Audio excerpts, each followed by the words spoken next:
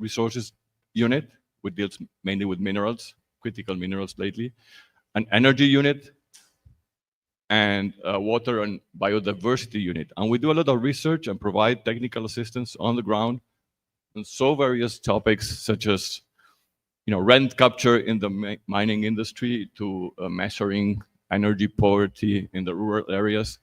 But we seldom have the opportunity to step back and have a broader look at what the impacts of extractivism are, the developmental impacts are, from a macro and bigger picture perspective. So I'm happy to be here. And actually, only 2 weeks ago, IDEAS organized another workshop on extractivism at CEPAL in CEPAL's summer school of development studies called ELADES, winter school actually. And in that occasion, together with Pablo Lavarello and another colleague, Lorenzo Cassini, we presented a paper where we sought, or where we seek, because it's still a work in progress, to find out what can Latin American countries do in order to use their natural resources levers for structural change. And in order to do that, we studied the economic history and policy frameworks of apparently successful countries, resource-rich countries as Australia, Canada, Norway, Denmark, etc. And to make a very long story short and to summarize the main takeaways, of course, there's a lot to be done in Latin America and the Caribbean. Some of the things have been brought up these days in terms of industrial and technological and productive development policies. But what especially we should be looking at when it comes to natural resources in our region, as according to what we've learned from those cases, is to develop backward linkages in what we call enabling sectors. By enabling sectors, we refer to industries or even clusters of firms which produce efficiency-enhancing products. Hi, Mariano, I didn't see you. And technologies that are used by resource-based industries. And this may involve from scientific institutions to engineering firms to capital good producers, and last but not least, even state-owned enterprises. So one of the keys to the success, to the extent we can call them success stories of these countries, Canada, Australia, Norway, Denmark, in terms of diversifying, using the natural resources, comes from promoting those enabling sectors, and also, and most importantly, from massive investment or public investment in science and technology infrastructure. I mention all this because what I'm going to do today is kind of a prequel of that study, as opposed to trying to address what the microeconomic or mesoeconomic potential of natural resources in terms of structural change and development. I'm going to try to talk about what are the macroeconomic implications of not realizing that potential. And in a nutshell, and to anticipate, or as a spoiler alert, I will try to argue that when you specialize excessively on primary resources, when you engage in an extractivist pattern, that not only produces environmental degradation, but it does not allow you to grow either. So basically, that's what I am going to talk about today. Camila earlier presented one of our main diagnoses from ECLAC this year, so I don't have to go into too much detail here. She talked about the 3 development traps we're arguing are affecting the entire region lately. I will only concentrate on the first trap, on low growth trap. And I will focus on South America alone, not because we are in Brazil, or maybe because we're in Brazil, but also because if you take Latin America and the Caribbean as a whole, 80% of Latin American and Caribbean commodity exports come from South America. This map was produced by UNCTAD, by a publication that Richard mentioned yesterday, The State of Commodity Dependence, a very useful publication indeed, and shows the weight of commodity exports in total goods exports in countries. And the darkest blue countries are those where commodity exports account for more than 80% of total export. And if you take a look at South America, with the exception of Brazil, everyone else is super dependent on commodity exports. And Brazil is between 60 and 80%, not that Brazil is off this book. So let me move on. I will skip this to growth figures. And here you can see a consistent deceleration in GDP growth from, say, the year 2013 to 2019, right before COVID, from barely above 5% a year to less than 1% a year. Before we knew COVID was coming, our projection for 2020 was another 1%, give or take 1 or 2 cents.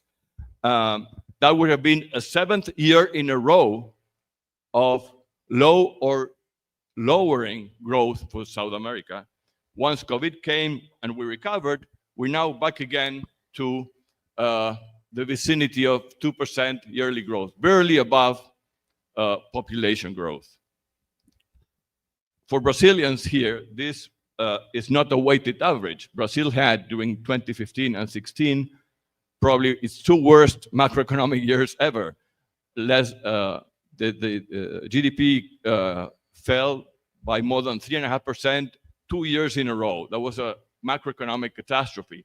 But this is a simple average. So even if we took out Brazil, this wouldn't look too different. If we took out Argentina, which didn't do well these years as well, this would not look too different. We had to take out Venezuela because of distorting issues, but this is a general trend.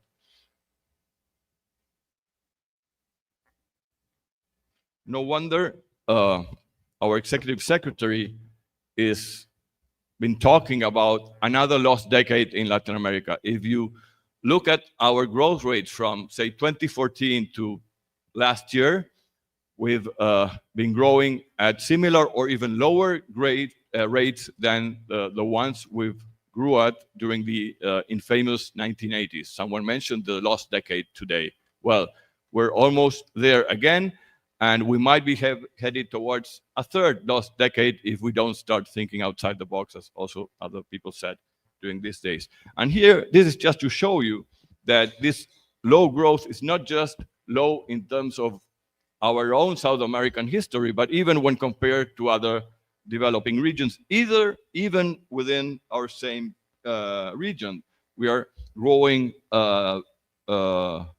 at lower rates than the Caribbean and lower rates than Central America and Mexico, which are not doing that great, but still they're doing much better than we are. Now, I would like to argue, and here is where primarization comes into the picture, that this is related to our growing specialization in primary exports, or what we call primarization. And here you can see how from the beginning of the century to last year, the weight of natural resource exports in total goods exports moved from barely above 50% to almost 65%. Now, more interestingly, over the same period of time, what we call the Thirlwall's threshold, I'll explain in a minute, fell down consistently as well. I assume that students in Campinas get Thirlwall's law as one of their modules in first year macroeconomics. But let me remind people what Thirlwall's law is and what Thirlwall's threshold stands for. So Thirlwall's law will tell you what is your maximum growth rate consistent with balance of payment equilibrium over the long term. Of course, you can grow, and this will depend. Given the global growth rate identified by C, in that equation, positively on your exports elasticity, epsilon, and negatively on your imports elasticity, pi. So, of course, you can grow above this threshold for a while, so long as you get foreign finance, but that engages you in a different problem and in a different dynamic. So long you can go along growing way and above this threshold before you get into debt trouble. So this, from a long-term perspective, is a threshold. It's not an attractor, it's not an equilibrium rate, but it is a heuristic maximum, long-term and structural. And as you see, the tendency is for this to go down consistently, or has been for it to go down consistently since the beginning of this century. Now, when you put this together with the previous series, we arrive at what I call, or I like calling, the Prebisch cross. Because Prebisch would have foreseen this. If you have a growing weight of primary goods in your export basket, your potential for growth will be lower and lower and lower. And so there's something at the real structural side of our economy that explaining this deceleration. Or that is the point I would like to make. So this is the Prebisch cross. Now, this shows something Camila mentioned again this morning. This shows you on the vertical axis export elasticities, and on the horizontal axis the share of knowledge-intensive exports in your total export. And here you can tell how Schumpeterian efficiency and Keynesian efficiency come together. If you have a more complex productive system, more knowledge-intensive export within your total export basket, then your export elasticity will be higher and your growth potential will be higher. Your foreign constraint to growth will be lower. Now, let me move on just a little bit.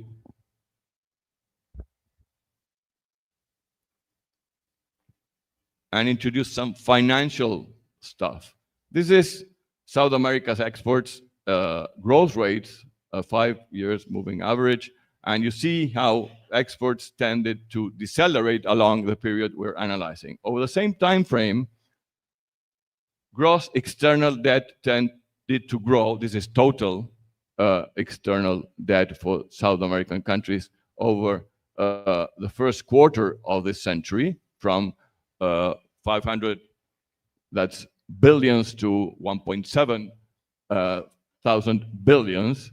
Now, if we put these two things together, and this is the way I think foreign indebtedness should be measured, gross external debt as a percentage of current account inflows, which are basically exports.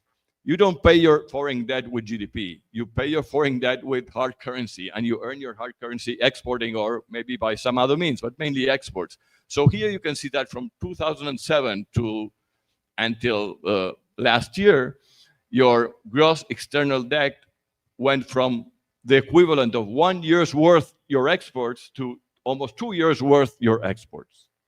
So what I'm trying to point at, and I'll do this, I'll try to graph this in a minute, is that there's a relationship between primarization, low growth, and growing foreign indebtedness. And in some other place, I tried to graph this or model this in a dynamic way, see if this works here.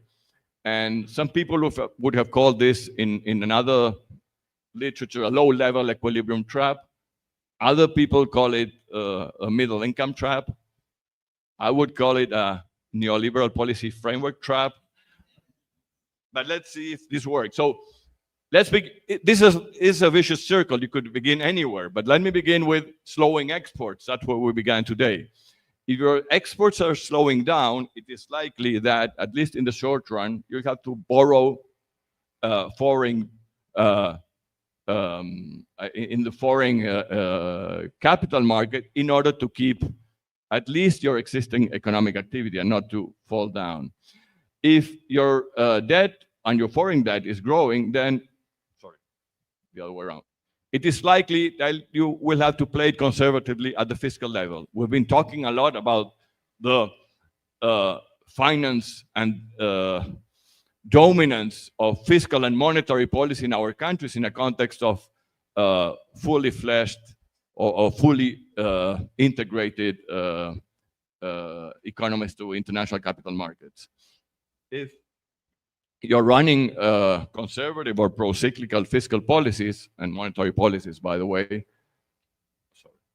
then it's likely that growth will not be too high and it might remain low or might even be lower than before. And if you believe at least a little bit in the super multiplier story, even if we're not in Rio, internal joke, then if you're not growing too much, then investment will be low. And if investment is low, then why would productivity gaps narrow or why would productivity increase?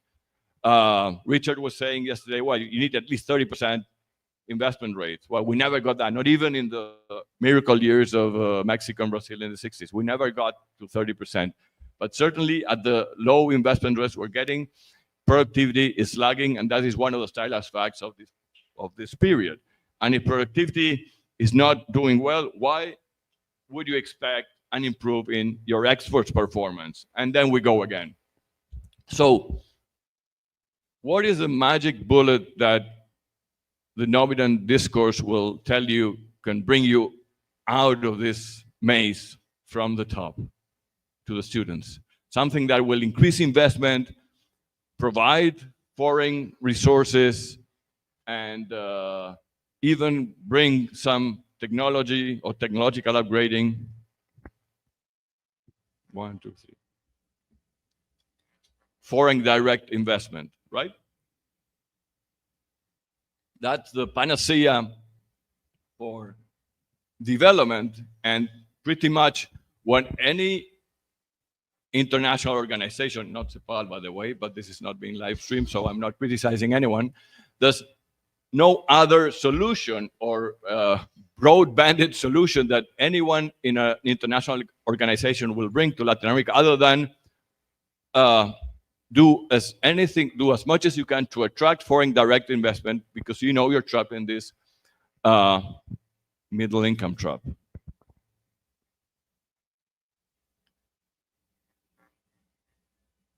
Now, this is one of my last, well,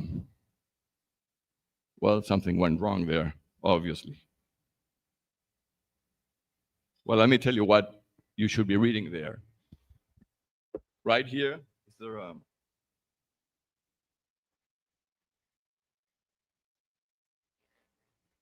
was the red one?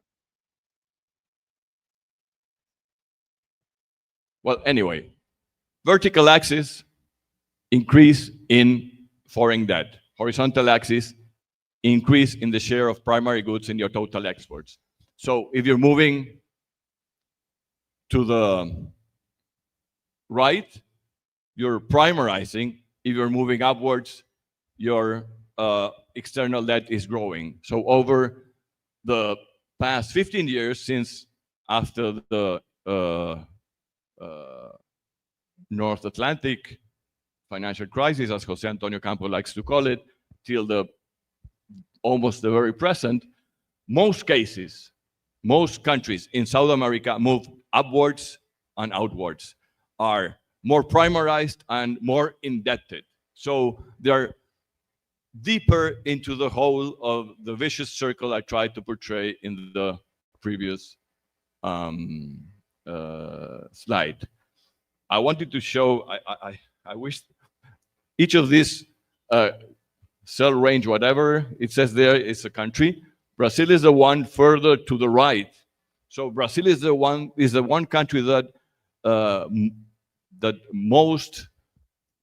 mostly increased its primary share in its total exports. It's not the most primarized economy, but it's the one that's moving faster towards being a dark blue country in the first map we saw, in this map. So primarization not only comes with environmental degradation, it comes with low growth, and it will probably, because of that, come with external over-indebtedness, will reinforce low growth, and so on and so forth. So I don't have too much of a conclusion or nothing to add to this gloomy conclusion. We've been talking about thinking outside the box since yesterday morning. I would like to take up, I think it was Pedro who mentioned or who suggested or urged us to rethink structuralism for the 21st century. And I totally agree with him. Several things were said. Of course, we have to include the environmental and climate agenda. But I would like to add a new thing, maybe for the sake of debate, or maybe also as a proposal to Chandru for our next workshop. I think we need to rethink structuralism, bringing a reflection, a more systematic reflection about the state and the state's role in this new era. This is not about, as someone said yesterday, market versus the state. We know what our general position is in that matter, but you may recall this story by Raymond Carver. What do we talk about when we talk about love? What do we talk about when we talk about the state from the side of heterodox economics? Because paradoxically, the orthodox ranks have been writing for 30 or 40 years about the state, and from the heterodox ranks, this has not happened so consistently. So I like this publication a lot. There was something about the title that was so appealing, probably the dependency word there. It sounded so cepalino or so dependentista. But then I realized that that could be the name of a future, maybe in Elades workshop. The state of commodity dependence, not the situation, but the state as an institution of commodity dependence. What is the state that we need in order to deal with commodity dependence in the 21st century? A lot of this was discussed in that workshop. Jayati talked about rent. Shandu talked about state-owned enterprises, and so on and so forth. But do we really know what is the state that we need in this context? We're always talking about policy, but we run the risk of assuming a technocratic position, which has failed in the past. So I hope this puts us on a more positive mood. There's things to be discussed. We have a lot of work to do, and I will leave it there. Thank you.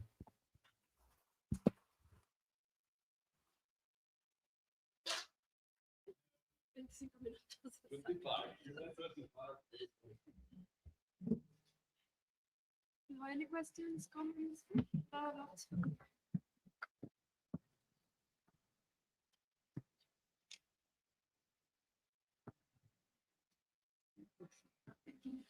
Thank you very much, Professor Alberto Maresca from Italy here. And I have a question regarding this very slide, because I'm here. I study Paraguay a lot, and for a landlocked country, this level of commodity dependency, I think, is quite striking, right? Paraguay is the biggest exporter of yerba mate, it's a great exporter of beef, it's a great exporter of soybeans. And my question to you is geopolitical related to China. Paraguay is the only South American country with relation with Taiwan, but not with China officially. Paraguay does export with China, a bit unintentionally, a bit informal, but it does export with to China. So my question to you is, do you think that an eventual recognition by Paraguay of the People's Republic of China might benefit or harm this commodity dependency, even in light of the bioceanic corridor that China is discussing, in the southern cone? So how do you see economically this geopolitical turn that Paraguay might undertake in terms of recognition of the People's Republic of China instead of Taiwan? Thank you. Sorry, you are from Paraguay? No, I'm from Italy. No, I didn't listen to the first, the beginning.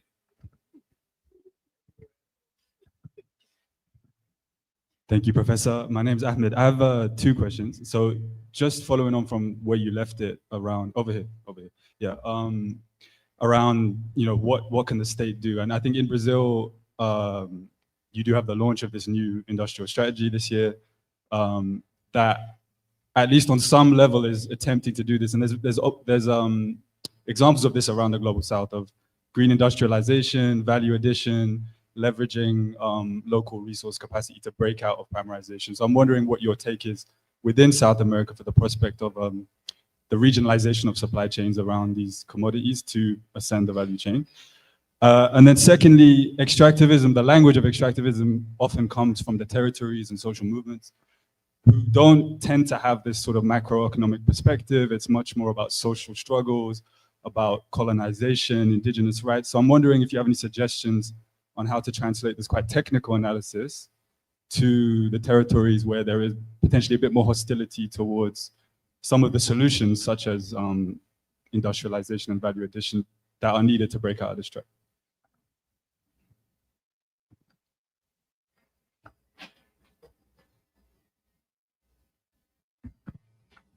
Hi, thanks for the lecture. I'm Emilia from Argentina.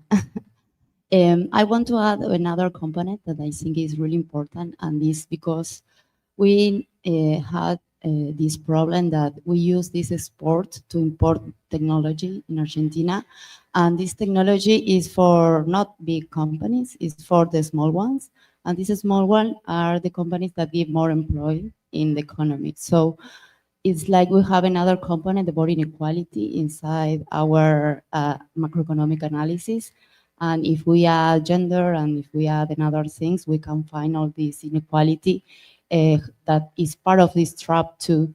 So in this sense, what else we can do with the state, and thinking about all these like songs of sacrifice that we put in this, or maybe we don't put in this kind of analysis, like, I don't know, lithium in the north of Argentina, another like solution that we are looking for right now. Thanks. Hi, I'm Daniel from UMass Amherst. If we're convinced that a country's growth potential depends on this terms of trade relationship that you identified, I'm just wondering if you can make some comments on how you see the feasibility of export-oriented industrialization and growth in the 21st century based on technological changes, the unraveling trade structure, and whatever else you want to identify with it.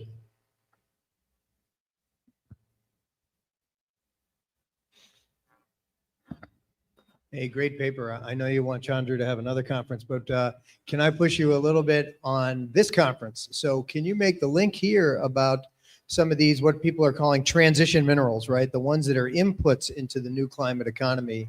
And what are some of the key lessons that that some of the, as Jomo said, right, there's a bunch of countries that have a bunch of minerals that nobody really cared about. They didn't have much value: cobalt, molybdenum, lithium, etc. What are some of the key lessons that they can learn, and to what extent, you pose this, Jomo, in your comment, to what extent can they use the agency of having these location-specific assets to try to move up the value chain? We have the only example I know of is the Chilean one. The Chileans came to the Biden administration and said, hey, if you want to get access to our lithium, you're going to need to invest in refining, and only an extra $114 million, I think it was. And Biden administration got all scared. They said, oh my gosh, we just passed this IRA bill so that we could get our own refining capacity and not China, and there's no way we can help you.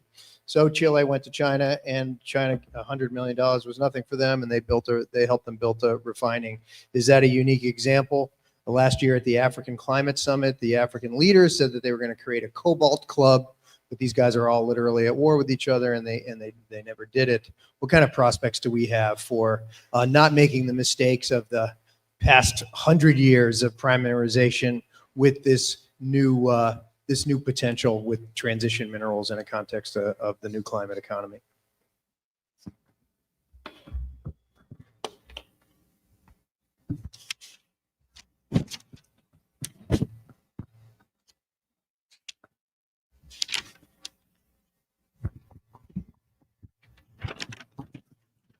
Hello, Bruno, Central Bank of Brazil. We know that traditional development economics it's in favor, advocates in favor of industrialization to mitigate risk for the balance of payments and exchange rate shocks and etc. But I see an extra layer of primarization increasing the exposure to climate shocks. I think we should foster the debate of industrialization as a mitigation against climate shocks, since the primarization, our economy is more exposed. What do you think about that? Thank you.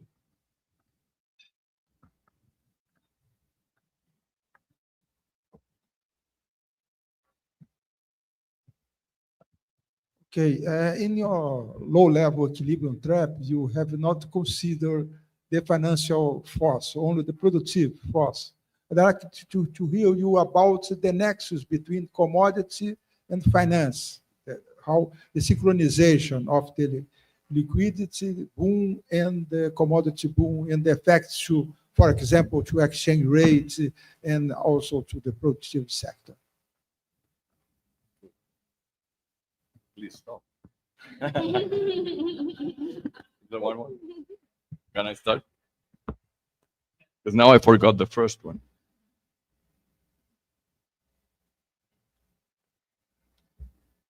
So, the Paraguay question.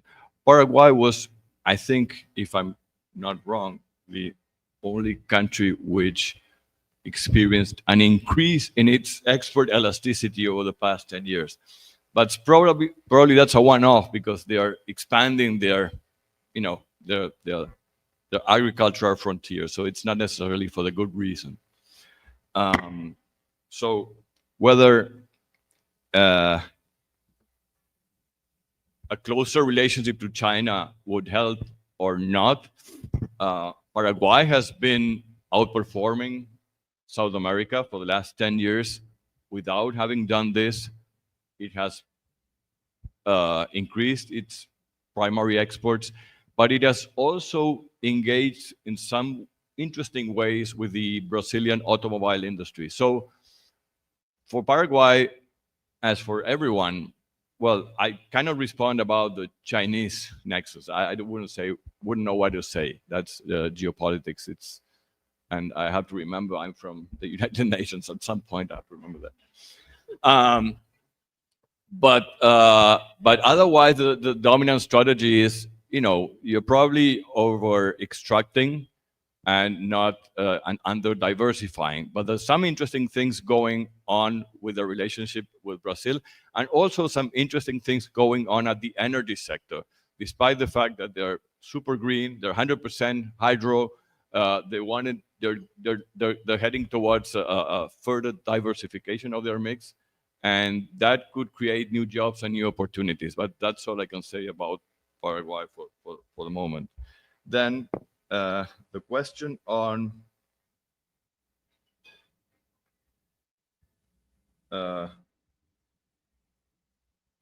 I'm not sure. Remember the question. I did write an answer, so I'll see if that works for you.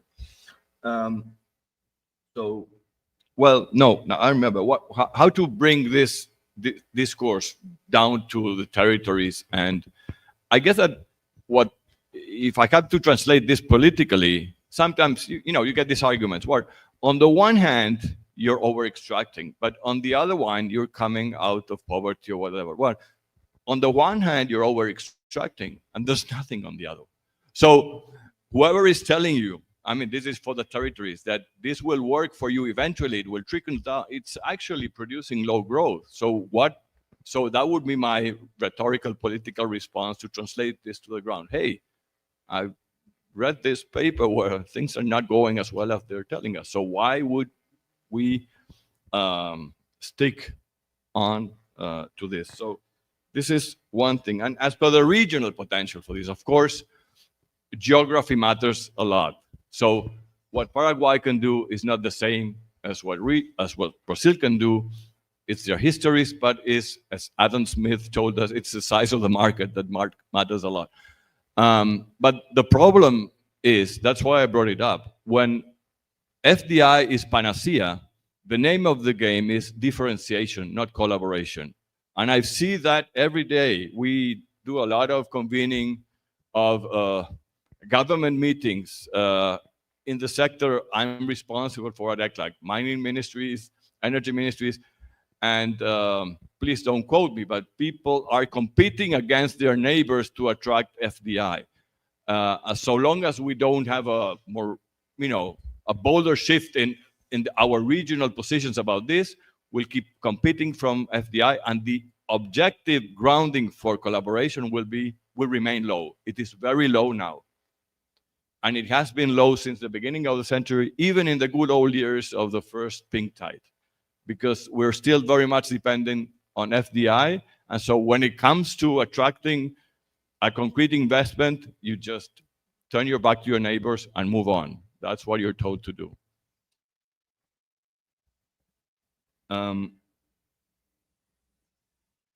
Argentina, lithium, what is to be done? I have to go back to what we did 2 weeks ago. So what is to be done, in particular in the mining sector, which is an unsustainable sector by definition?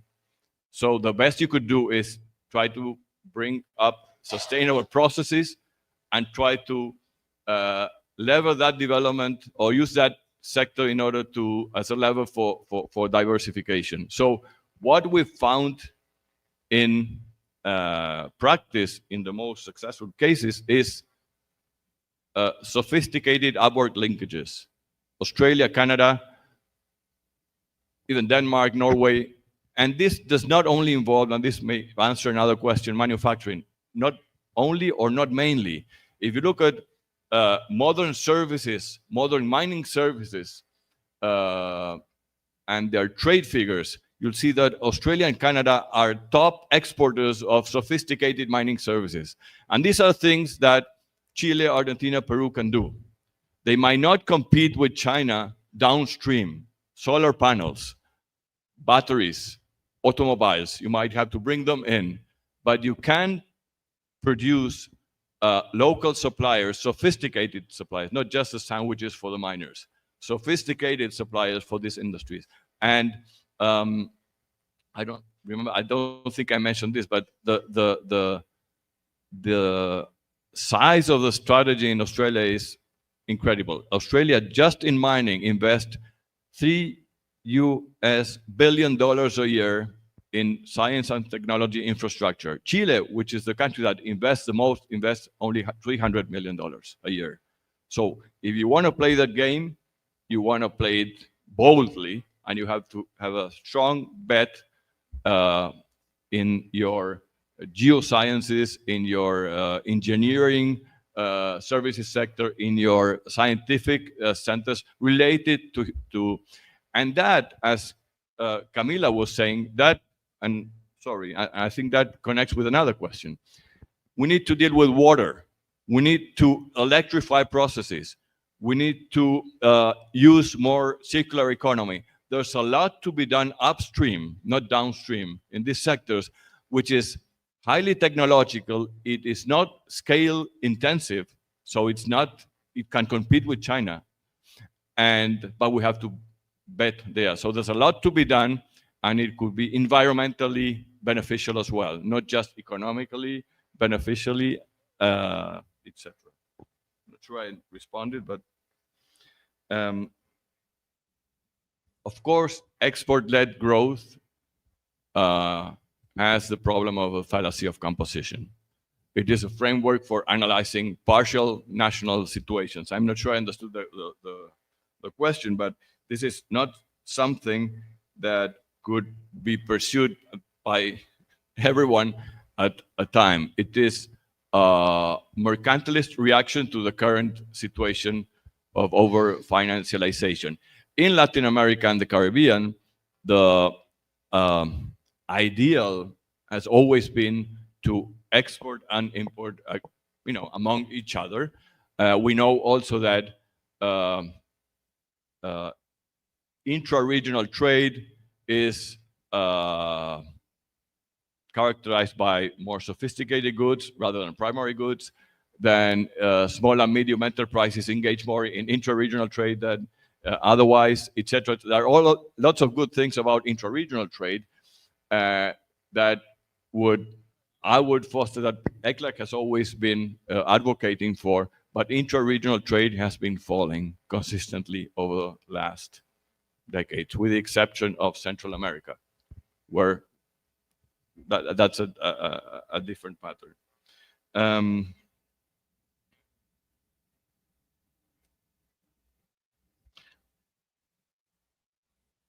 I think I responded to your question about transition sectors. So there's a lot to be done. We're working on that. I mean, ECLAC was born to diversify and to think about what to do, how to. That's what we did and what I presented in the previous workshop. So we're working on that, and there's a lot to be done. Now, bolder solutions should involve, and this is something that Chandru brought up, but I think that's why I suggested that we have to think more thoroughly about the state.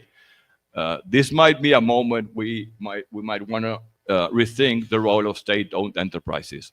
When we talk about enabling sectors and creating ecosystems upstream, this is likely to work better, and Chile is a good example, when you have a well-functioning state-owned enterprise, and we shouldn't be shy about it.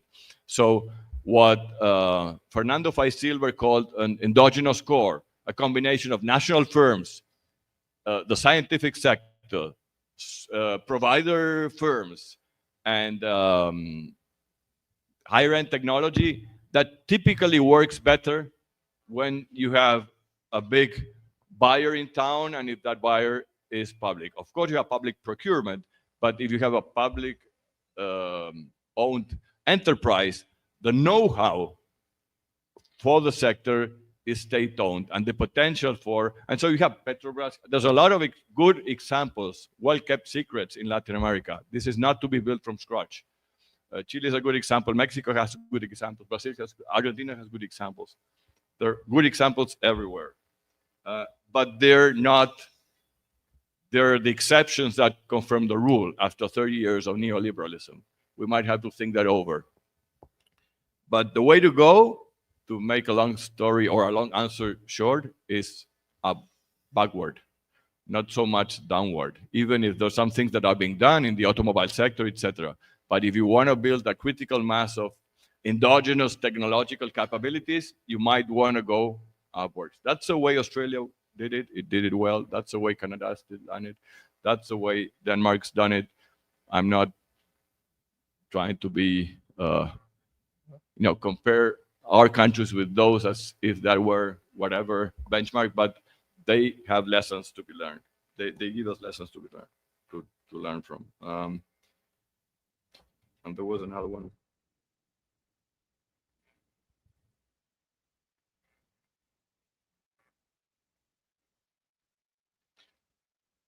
I don't think you might want to repeat your question, but let me go to your question and maybe you repeat your question. The finance, actually the financial nexus is the strongest one, is the one that connects your fiscal and monetary policy with your general macro situation. So in financially integrated economies, as most of Latin American economies, or the South American ones that I've been studying here, with the exception of Argentina and Ecuador, everyone's a well-behaved economy in the terms of the Washington Consensus. Everyone's borrowing at low rates in international markets. But in order to roll over your growing debt, you have to behave well. And that implies a certain type of monetary policy, which tends to be contractionary, and a certain type of fiscal policy or fiscal rules which limit your policy space. So the fact that you end up over-indebted in a financially integrated world with countries that are very integrated financially, for those who come from Africa or Asia and know this financial integration indicators, say the Chinito indicator, Latin America and the Caribbean is the most financially integrated developing region in the world. So we're connected online, and it's within the day that we receive the effect. So the nexus is there. So you're completely constrained macroeconomically in order to maintain stability and roll over your debt. And that limits your macro policy space, but at some point limits everything, because you're not allowed to tax, say, extractive firms so heavily because you might run the risk of facing capital flight. You're not allowed to engage in bolder industrial policies because that looks dirigist, statist, etc., etc. So it's all about reputation. When you enter the game of reputation, your policy space with regards to industrial policy also falls. So I'm not sure I responded to your question, but where I developed this, that's actually the key nexus. Everything will break down if it weren't for the strong influence which international financial markets have on our home policy making. And not only through the central banks and the ministries of finance, but almost everywhere in the state, because everyone's looking at what the financial sector thinks in order not to disturb them. Otherwise, the finance minister will call, what are you doing there in the mining sector? Didn't you realize we're issuing a new bond next week? That's the kind of thing anyone who's been in government has faced on a daily basis. I'm not sure I got, if that's okay, or maybe I responded it implicitly. No. You want to go again? Sorry. No, it's just to I got diminishing returns to questions. Yeah, just to consider the possibility of using industrial policy not only as a way to balance of payment equilibrium and reduce exchange rate volatility, but also as a way to protect against climate change. Because if we have an economy that's heavily dependent in a sector exposed to floods and desertification, we are more vulnerable. So industrialization can protect our economy from that change. I got it now, and I partially responded that. Just as we sometimes talk about the care economy as providing care and at the same time generating jobs, this is perfectly consistent with diversifying for the sake of protecting the environment. I mentioned water usage, circular economy, electrification, transport, you name it.